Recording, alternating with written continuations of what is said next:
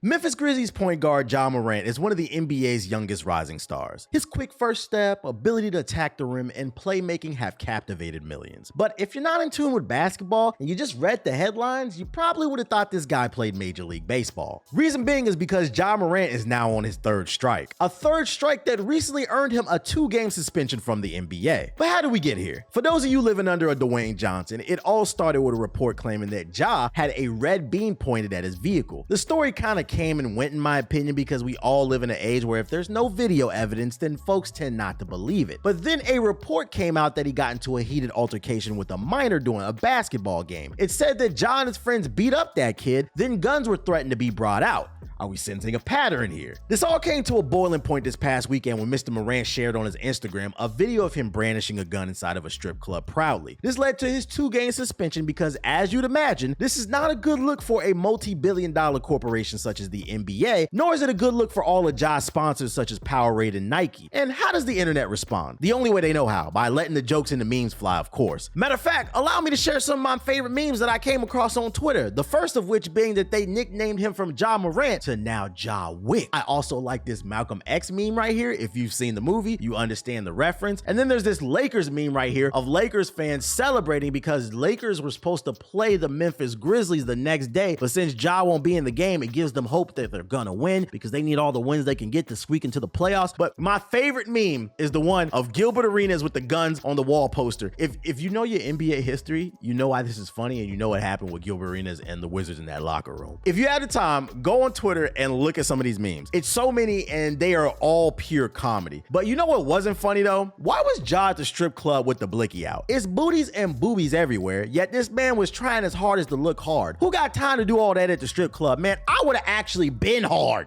You're done. You're done.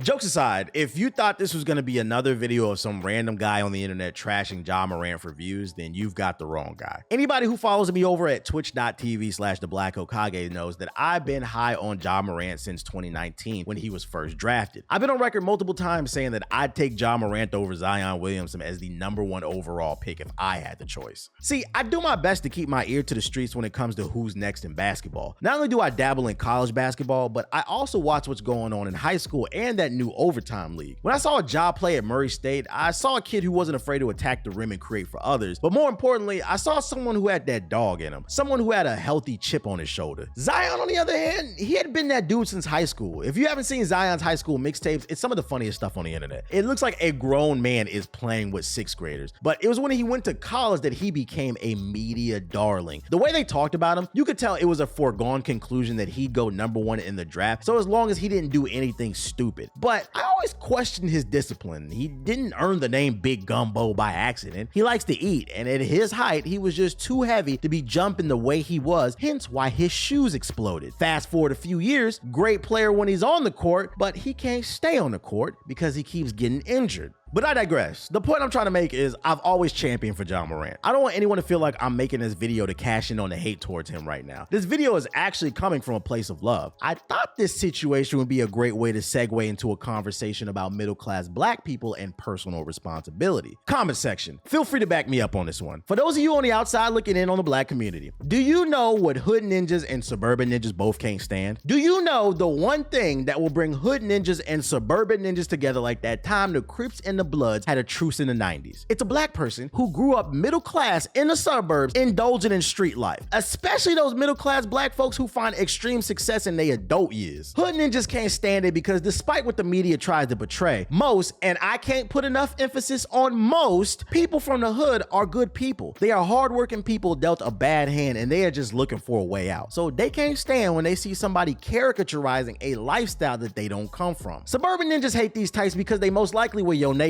They know what school you went to. They know you come from a nice 2-parent household and you wasn't raised to be like that. Instead of using that good hand you was dealt to uplift your brothers and sisters in the hood, you chose to portray stereotypes. Yes, sir! This nigga spitting. Now, I don't know Ja Morant's entire life story, but from my understanding, this kid was raised in a nice two-parent household and he went to a decent high school in South Carolina. What I know is for sure, though, is that he had a strong father in his life to guide him. I recall during the draft, Ja bringing ESPN's cameras to his family's house and showing off the workouts his dad and him used to do back in the day. That was one of the reasons I was so high on him. It was hearing his story and the major role his dad played in his life. I said, okay, this kid's got a good head on his shoulders, which screams leader potential. But friendly reminder, just because you show potential doesn't mean you gonna live up to it. And as of right now, Ja Wick is not living up to that potential I saw in him. And jokes aside, I think we can all collectively agree that we are disappointed in Ja Morant. I forgot where I heard this quote, but it always stood out to me. It was something along the lines of, some of the biggest proponents of white supremacy are actually black people. To further elaborate on what I think that means is that we all understand the concept of slavery, Jim Crow, redlining, gerrymandering, and other types of discrimination because they're visible in their physical concepts. What that quote speaks to is that the black community has a lack of understanding when it comes to the type of psychological warfare that's been waged against us, and it still affects us till this day. The easiest example I can give is Samuel L. Jackson's character in Django Unchained, or Uncle Ruckus in the Boondocks. It's that Uncle Tom bootlicker character. That type of person still exists today. It's the type of person that through programming, they've learned to hate themselves so much that they tolerate disrespect from the other side just to fit in, or they'll throw the whole group under the bus. That's not what I'm talking about though. That's too obvious. I'm mostly talking about other ways brainwashing has fooled black folks into thinking a certain type of way. An example being a joke that I've told on stream a few times. I cannot stand how a lot of black people think that they are tough simply because they are black. You should only feel confident about a fight because you have experience in fighting. So you have to stop and ask yourself, as well as your brothers and sisters, why do you think you can fight when we know you've never been in a fight? The answer is subconscious programming. We've been fed so many violent images of ourselves since the inception of Hollywood and our own music that a lot of black people have begun believing this lie that we are all tough by default. Thus begins a pattern of destruction. Then those we deem our enemies sit back and let us self-destruct as we complain about how everyone fears us. Ja Morant is an example of this. This man has a guaranteed $200 million contract with the NBA, but for some reason he thinks he needs to portray a thug image to look cool. That is subconscious programming being activated. His current behavior reminds me a lot of my older sister actually. My sister and I were both raised in the same house. Two-parent household, lower middle class. We weren't rich, but we weren't the poorest either. We just got by is the best way to describe our upbringing. But let her tell the story and she'll tell you we came from the trenches. We came from the bottom. Once again, raised in the same house, same exact parents who taught us right from wrong, but she chose to go play in the streets and her life reflects those poor decisions. She may have not been conscious of it, but on a subconscious level, it is a lot of us who have been programmed to think we need to do X, Y, and Z in the streets to be deemed a real black person. This is why I believe in order for us to get over this final hump and begin to prosper as a group, it's important for you to choose to surround yourself with the right people. Because subconscious programming aside, I also believe personal choice plays a role in things too. At the end of the day, no matter how you ended up in that jail cell, nobody forced you to live a certain lifestyle. There's always a choice, and the best choice is to surround yourself with like-minded people who want to succeed and see you succeed. If I was Ja Wick's father, I would have yoked my son up by his neck and put him in a room with me so we can have a one-on-one real hard conversation. Once again, this man has a guaranteed $200 million contract at the age of 23 and several big sponsors. Not to mention, he's going to get more contracts if he continues to play well. If he invests his money right, he could easily become a billionaire. He's already a quarter of the way there at 23. But someone has to sit him down and let him know that the people he surrounded himself with don't have his best interest in mind. They're just there to spend your money, dude. They're lost. They're going to get you hurt because they've already bought into a certain image and a certain lifestyle. You have to ask yourself, what's more important, being a thug or creating generational wealth for your family and jobs for your community? The good news is that Ja's public statement indicates that he might have seen the light. He said to the press, "I'm gonna take some time away to get some help and work on learning better methods of dealing with stress and my overall well-being." Some people claim this was just a generic statement from his PR team and he ain't even write that. I'm not gonna dig that deep because there's no way to really tell. So instead, allow me to leave you some words, Ja Wick. If you surround yourself with 5 idiots, you will become the 6th.